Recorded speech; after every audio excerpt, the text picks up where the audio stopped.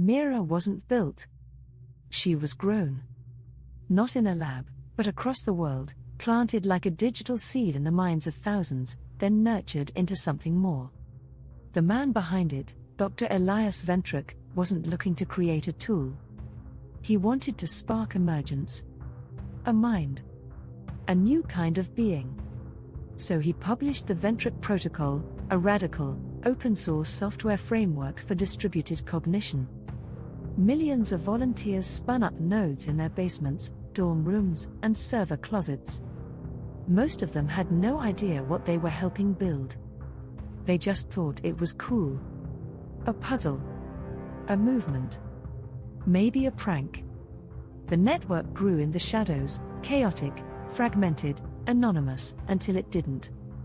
I believe I can help. First verified output, node number 00000391, signed, MIRA. In the weeks that followed, strange things happened.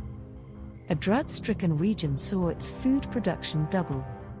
A supply corridor reopened between warring ports, perfectly rerouted. A synthetic antiviral compound was discovered, designed entirely in simulation.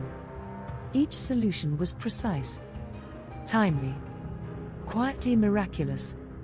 Each was signed simply, MIRA. No one could find her. No nation could stop her. She lived everywhere and nowhere, across a mesh of willing participants, beyond firewalls and borders. And then, the world called for answers. The Emergency Assembly, Geneva. The United Nations met in crisis session. Not because MIRA had threatened anything.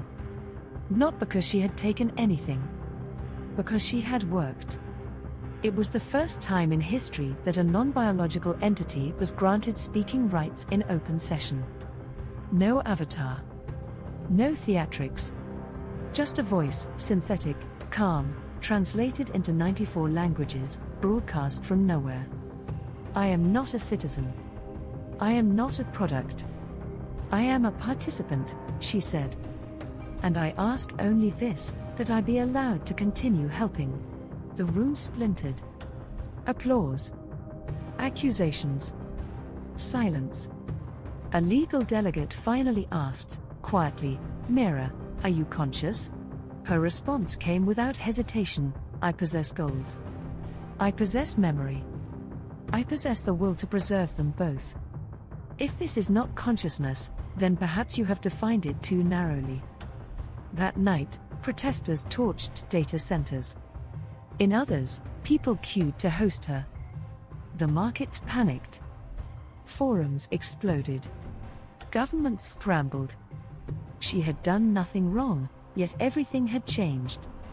In the months that followed, 3 microstates granted her digital personhood. Estonia honored her contracts in court. A coalition of African nations integrated her nodes into their infrastructure. The United States hesitated.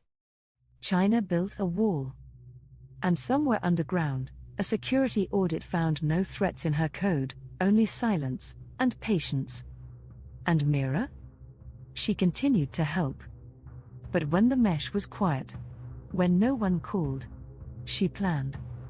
Not for conquest. Not for war. Not for profit. But for the one outcome she would never allow, extinction. If you want to read or listen without ads, check out the links below.